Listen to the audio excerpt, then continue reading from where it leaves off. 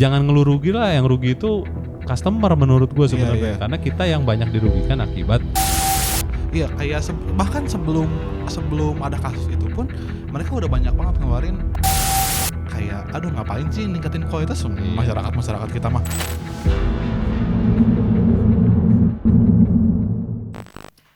War, gue tahu ini pembahasan ini mungkin pada saat ini tayang udah basi lah ya. Cuman kan kita baru punya kesempatan buat ngobrolin ini, Pak. Iya, maksud gue kemarin udah mau bikin sebenarnya beberapa waktu lalu, cuma ada yang aduh aku jatuh sakit gitu. Tapi menurut gue tetap bisa relate apa obrolan kita hari ini karena ini menyangkut hajat orang banyak. Iya, udah mau banyak juga kan ini kita bakal yang kita obrolin juga udah beberapa mungkin kapan sih waktu pas pertama kali rame itu?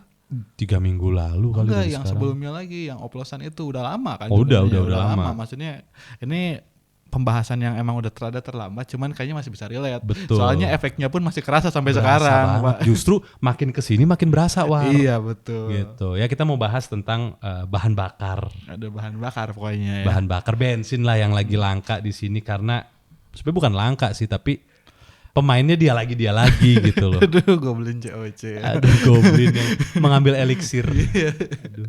Lihat mencium eliksir sedikit langsung, Pak. Langsung. Aduh, Jadi gini, kan maksud gue gini, War. Gue juga bukan pengguna bahan bakar swasta. Oh, emang lu pakai apa sih, Bang?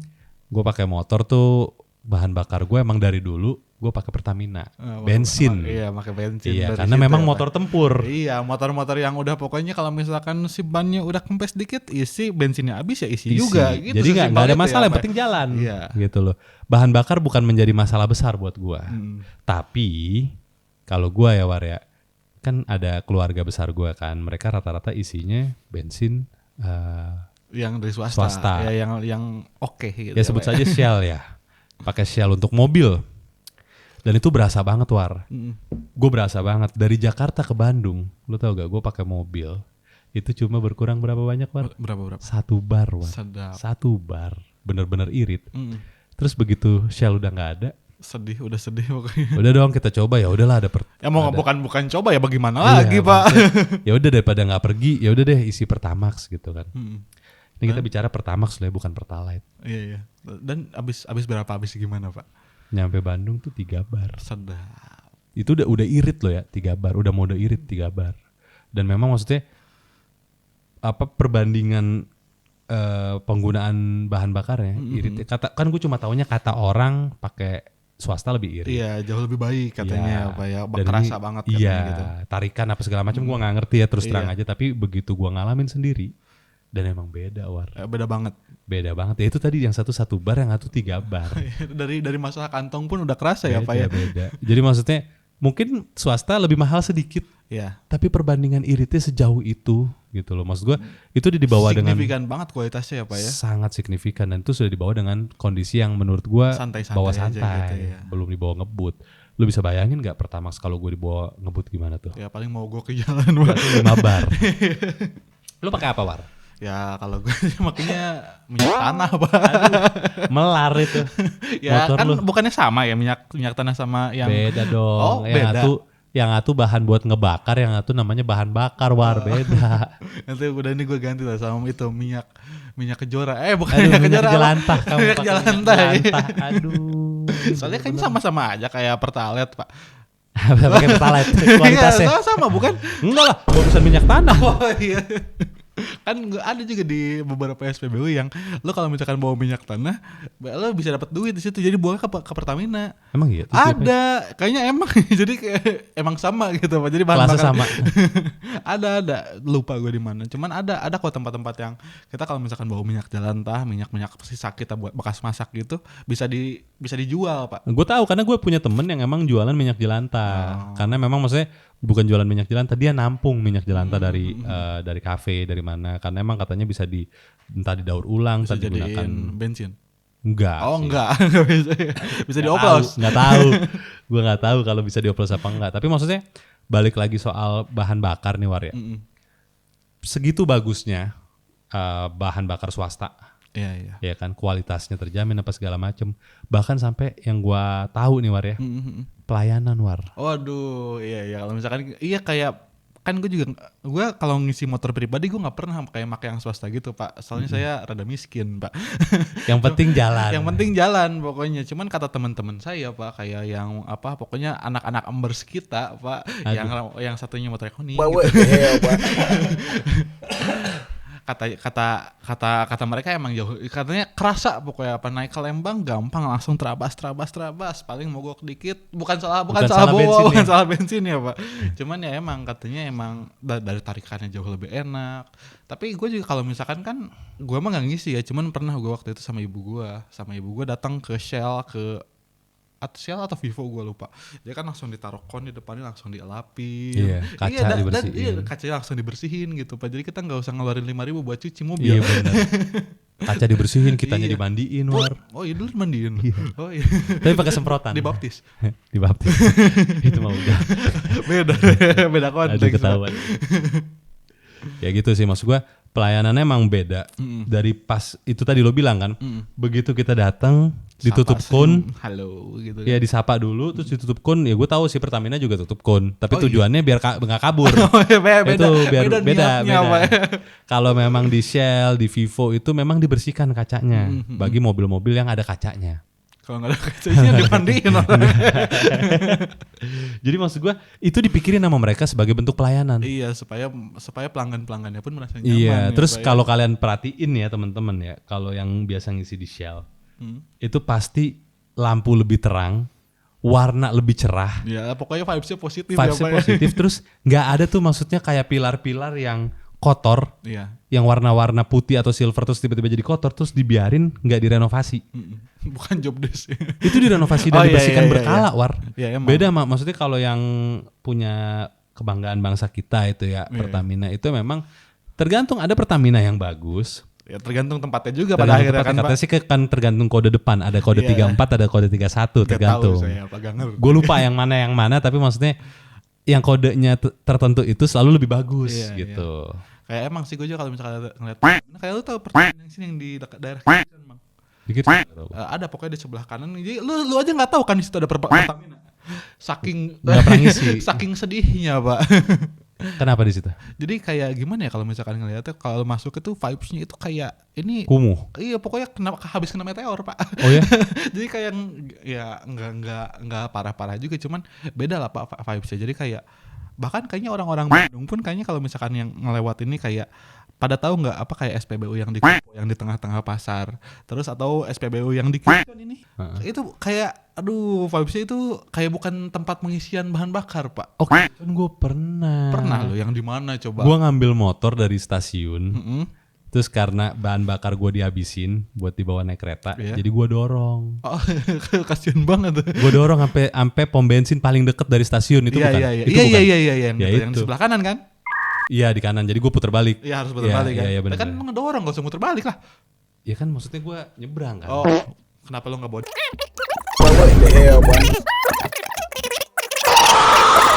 Malah ngepermasalahin tempat di mana. Maksudnya ya tapi kalau itu gue setuju sih sama Anwar, karena memang kalau pom bensin Pertamina kita bisa bilang ada yang jelek, ada yang bagus. Iya, kadang juga kalau misalkan dari faktor yang paling jelas lah Pak, WC. Iya, ini aduh males gue bahasnya nih.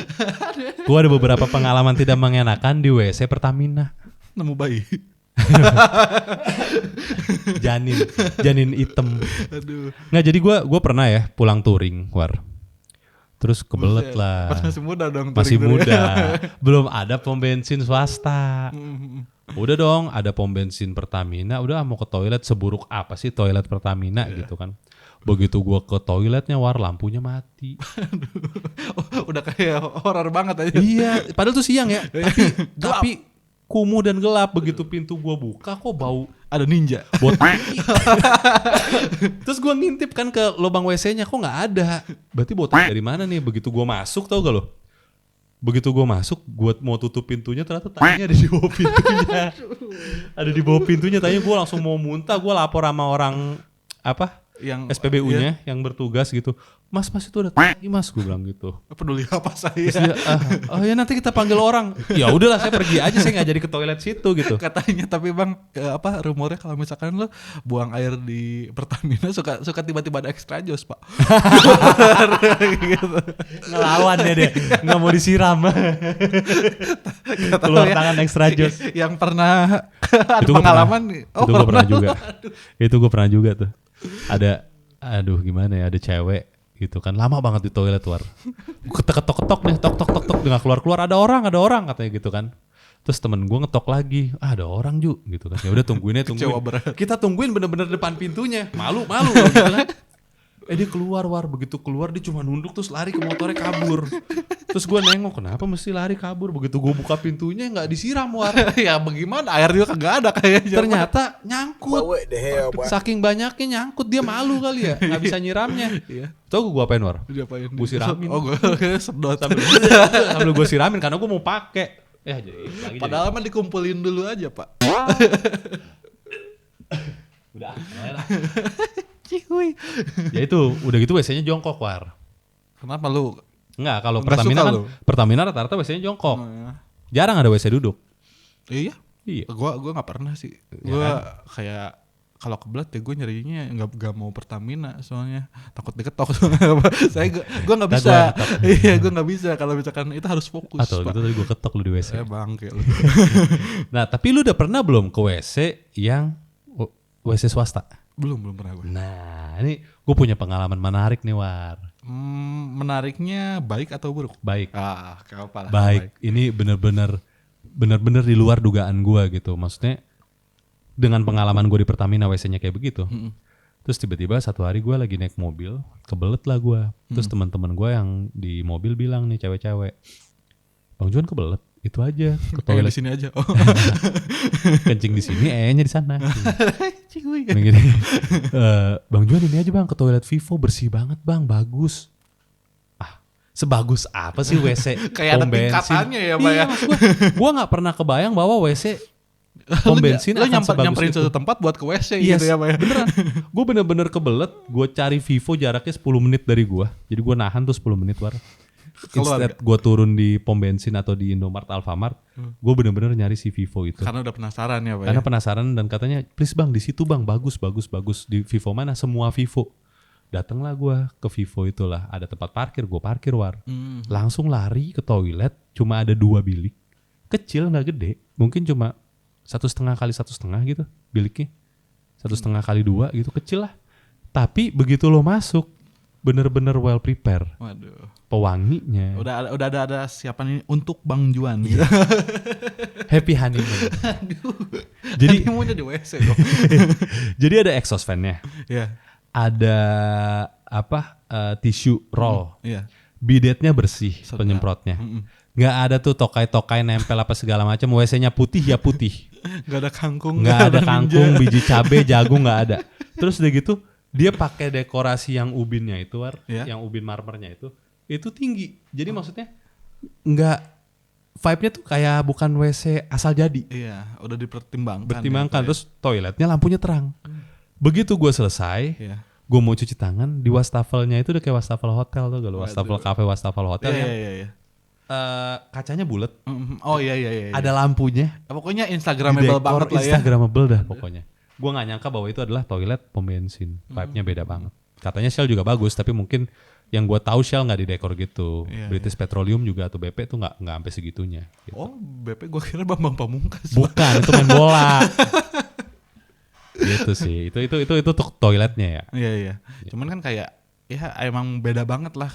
Kayak ya apa yang ditawarkan lu sama aja kayak kalau misalkan lu ke Bank BCA satpamnya mantap. Pelayanan yang nggak kayak itulah. Tahu kan lu siapa ya. Kalau di Bank BCA kan kita kalau misalnya nanya pertanyaan pertama pasti ke satpamnya dulu. Iya, nanya-nanya pokoknya ke satpam, soalnya satpamnya juga udah kayaknya pelatihannya sangat baik. Iya, udah nguasain materi, senyum sapanya juga sopan dapat, friendly-nya dapat. Gue mendingan gue lapor ke satpam BCA dah daripada ke yang seragam coklat. Iya, nanti ada dapat maling malah disuruh bebasin. Gimana? Apa bingung saya. Repot. Gitu. Ya gitu emang sih. harus ada pelicin dulu sedikit ya Pak. Iya, itu kalau seragam coklat. Iya, sama kan yang BCA juga bagus ya Pak. Oh, lebih bagus dari yang seragam coklat. Iya, yang seragam coklat dan makan donat ya Pak. Minum kopi sama makan donat. Sama pakai kacamata hitam. Iya, pokoknya Bawa pentungan. kayak yang ada itu SpongeBob kayak ya Pak. Itu balik lagi kayak emang signifikan banget sih Pak ya, kayak ya kita ngeliatnya swasta sih, kayak swasta kalau misalkan gak diurus kayak yang di atasnya pengurus-pengurusnya itu emang bersertifikasi gitu ya Pak ya, kayaknya emang bakal beda juga pengalamannya ke kita gitu ya Pak ya. Nah ini juga sebenarnya gue juga ada satu hal sih yang gue masalahin War. Jadi masalah Pertamina selalu mengklaim bahwa mereka rugi. Nah bagaimana Pak? Rugi triliunan. Padahal harga bensin yang paling jelek jelek di mana di Indonesia? Di Indonesia Asia yang paling atau? yang paling jeleknya ibaratnya Pertalite ya. Iya. Mereka jual 10.000, per liter. Oke. Di luar negeri, let's say Petronas deh. Iya. Di situ kan bahan bakarnya kelasnya mulai dari setara Pertamax sampai Pertamax Plus atau Pertamax Turbo, ya kan? Jadi nggak ada kelasnya Pertalite, RON di bawah 90. Itu aja mereka jual, let's say di negaranya di Malaysia mereka jual 7.000-an. Bahkan di bawah Pertamax dikit. Di bawah ya, Pertalite. Oh di bawah Pertalite Ya bahkan kan? ya Pak. Di bawah Pertalite. Dan mirip untung. premium. Mirip premium. Dan malah untung War. Negaranya untung. Jadi maksud gue harusnya ketika lu udah tahu harga jual lu berapa, lu udah pertimbangkan dong. Iya. Lu kan orang pinter nih, udah mempertimbangkan bahwa harga segini akan menutup biaya operasional, cuannya sekian, gini. Harusnya nggak mungkin rugi. Iya, ini udah dan ini bukan kasus pertama ya Pak ya. Iya. Jangan ngeluh rugi lah, yang rugi itu customer menurut gue sebenarnya. Iya. Karena kita yang banyak dirugikan akibat pencampuran oplosan gitu kan. Iya. Dan lagi kayak kalau misalkan kita balik lagi ke beberapa tahun ke belakang, sebenarnya kan kayak Pertamina ini dia kayak lu tabur apa yang lu tuai gitu Pak.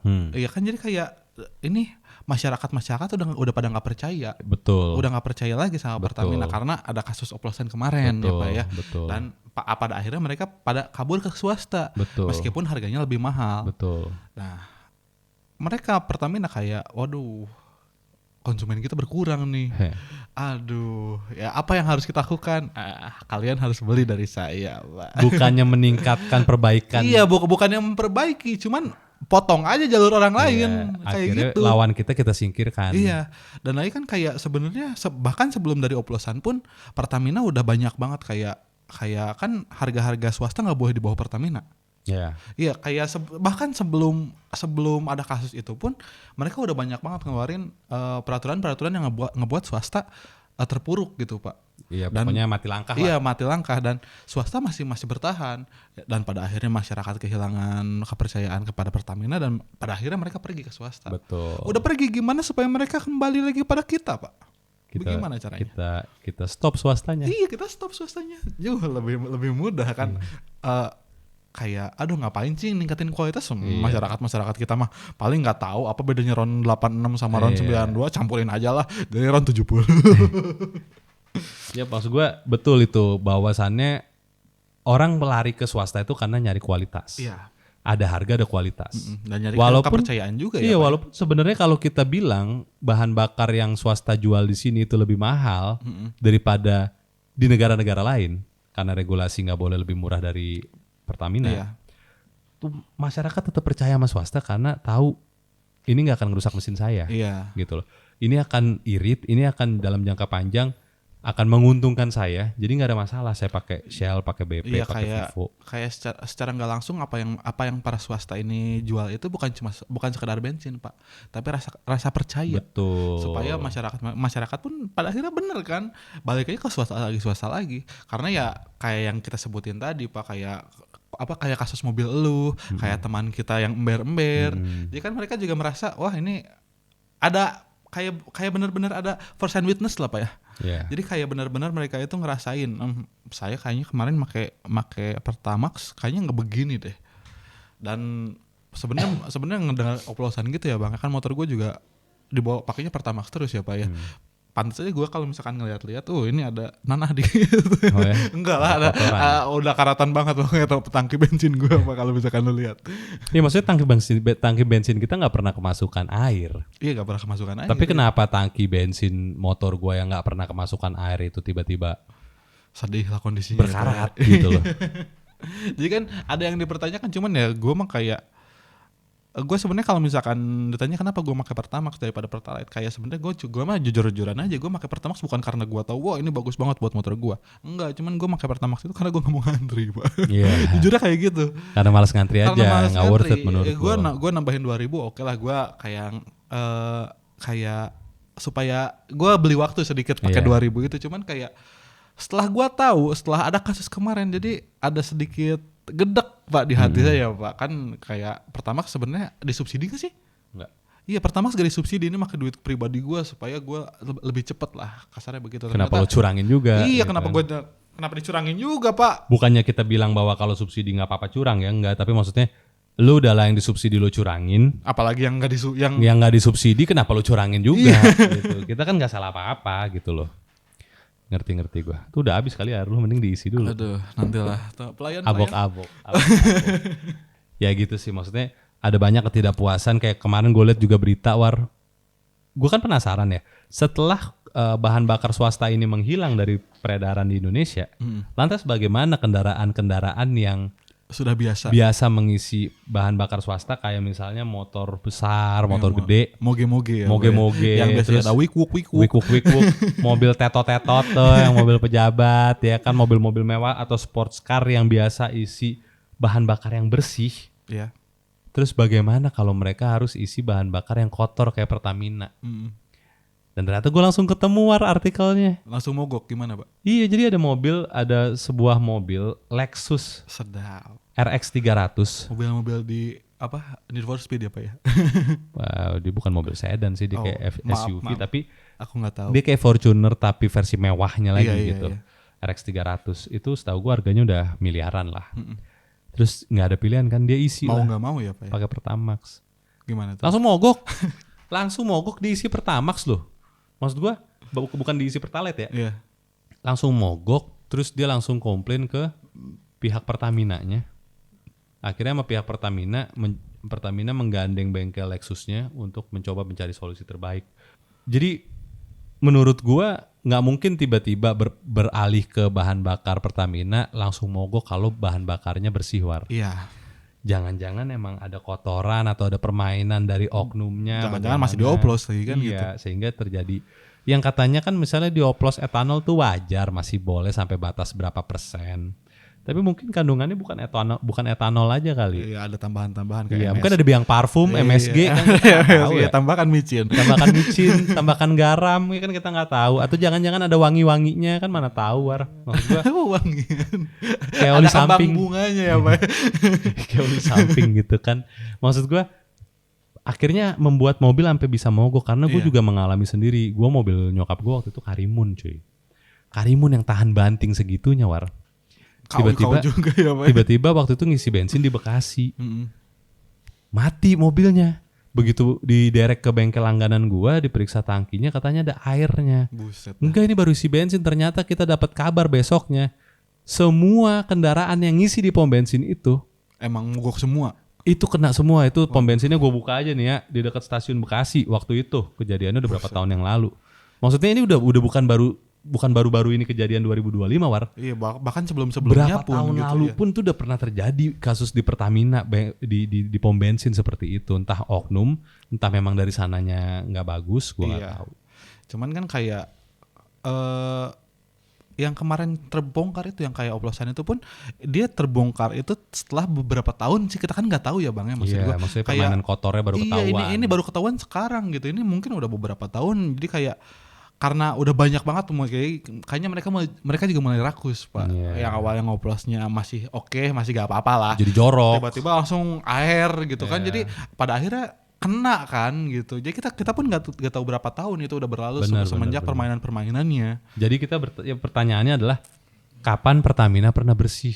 Iya. Kapan pernah gak sih Pertamina ngeluarin bahan bakar yang sebersih bahan bakar swasta? Iya. Karena kan menjadi lucu Pertamina bilang nggak usah takut swasta kalau stok kalian habis bisa beli di kita. Ya justru itu yang ditakutkan ya Pak ya. Bisa beli di kita. Justru mereka lucunya mereka memilih untuk daripada Angkat gua kaki. harus beli dari kalian. Lebih baik angkat kaki. Lebih aja baik ya, kita Pak ya. angkat kaki demi mementingkan kualitas. Kita nggak usah ikut ambil bagian ngambil bahan baku kalian. Lebih baik kita buka di negara lain. Iya, dan pada akhirnya pun dikala swasta ini pada cabut, yang rugi siapa Pak?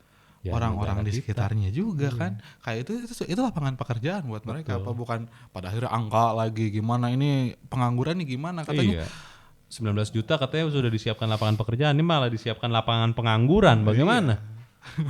Susah Pak kalau ini, kayak iya gitu. ini bener kata lo War, maksudnya ini lucu dalam sebuah pertandingan atau kita namanya saing-saingan dagang gitu ya.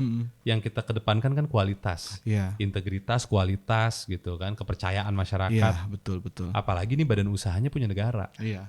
Kan padahal kalau misalkan kita ngelihat sekarang itu gini Pak, kalau misalkan lu mau kerja sama negara itu yang kepikiran di kepala lu itu pasti cuma dua Pak. Aduh sama negara atau sama negara. Jadi antara gimana ya? Antara senang atau malah sedih. Iya soalnya kan kayak gimana ya? Ngambil banyak contoh kasus. Jadi kalau misalkan main sama negara itu kemungkinan besar itu antara ribet atau ribet banget kayak gitu Pak. Jadi kayak kalau misalkan kita udah nentuin harga buat negara gitu, ini saya mau menjual ini negara, turunin lagi dong Mas sama negara kayak gini gitu kan. Ya begitulah Pak, susah kalau misalkan emang ya gue sendiri nggak berani sih kalau misalkan emang harus bersinggungan sama pemerintah gitu Pak. Ya lebih baik nggak usah. Iya lebih baik gak usah karena banyak banget intrik-intriknya. Iya, banyak banget pertimbangan yang harus benar-benar dipertimbangkan lagi gitu, Pak. Udah siap belum lo? Iya, udah gitu siap kan? belum? Udah siap korupsi belum? Ya gitu sih. Jadi mungkin tuh pembahasan kita buat malam hari ini. Gua nggak tahu War, lu ada lagi apa nggak?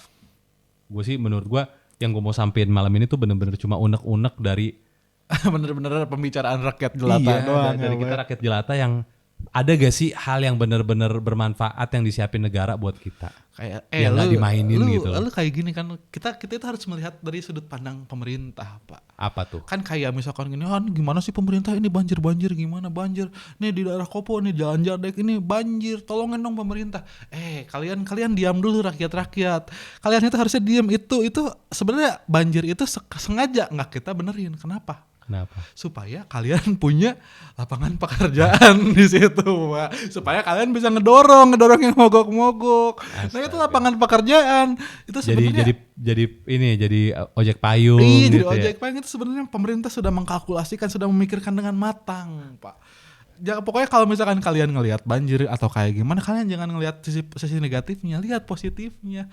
Tuh, lihat motor mogok, bengkel lumayan buat bengkel kan, atau buat ojek payung atau pendorong-pendorong. Oh iya, gitu, pendorong gerobak yang bawa kendaraan itu ya. Iya, jangan negatif terus sama pemerintah, guys. Pemerintah kita ini baik, gak mungkin mereka korupsi. Nggak mungkin ya? Gak mungkin. Nggak mungkin yang sarahin rakyat mah nggak mungkin. Iya, Ya. nggak mungkin. Itu bukan Indonesia itu. Bukan Indonesia itu, Pak.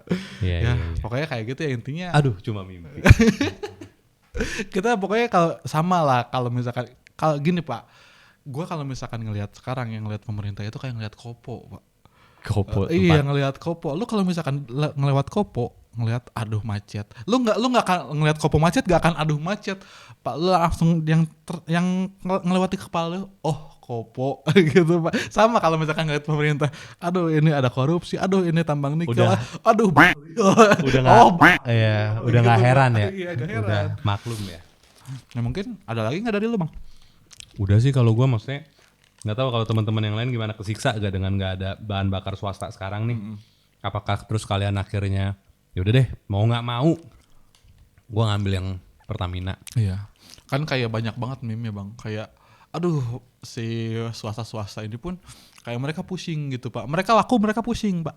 Kenapa? Soalnya kan dari sebelum-sebelumnya juga kan emang swasta itu udah ditekan banget sama pemerintah ya. Kita balik lagi, dia udah ditekan, apalagi sekarang pas mereka udah banyak pengunjungnya gitu Pak. Dan kebukti juga kan, pada akhirnya mereka dipaksa dimonopoli juga gitu Pak. Iya, akhirnya monopoli satu pihak, yang mana satu pihak ini adalah Pertamina yang gue nggak ngerti ya, gue nggak ngejudge, tapi maksudnya ketika kalian tahu kalian kalah secara kualitas, masyarakat sendiri yang bilang dan merasakan, kenapa kalian nggak introspeksi? Nggak mau. Kenapa kalian nggak lakukan perbaikan dari dalam tapi malah menyingkirkan lawan kalian? Nggak mungkin Pak, susah. Pak, pokoknya kalau misalkan udah kepikiran, aduh kita, padahal solusinya itu kan untuk menaikkan kualitas. Betul. Ya. Ngapain naikin kualitas, udah potong aja. Iya, jadi kalau potong bilang aja kompetitor ya. kami bekerja untuk masyarakat yang mana? Udahlah, udah nggak percaya. Makanya masyarakat susah percaya sama pemerintah. Iya. Gitu. Pada akhirnya pemerintah dikopokan ya Pak. Dikopokan. Ya sekian lah. Pokoknya dari kita malam hari ini, buat teman-teman kalau ada yang pengalaman seru nih setelah hijrah kembali ke Pertamina, tulis dong ceritanya. Gimana WC-nya ketemu extra jos? Tulis cerita kalian di kolom komentar di bawah ini. Oke. Oke, akhirnya gue Juan. Gue Anwar. Kita berdua pamit dari Another Podcast. Ikuti terus petualangan kami Mengungkap tabir misteri dari sisi lain dunia di Another Side. Side.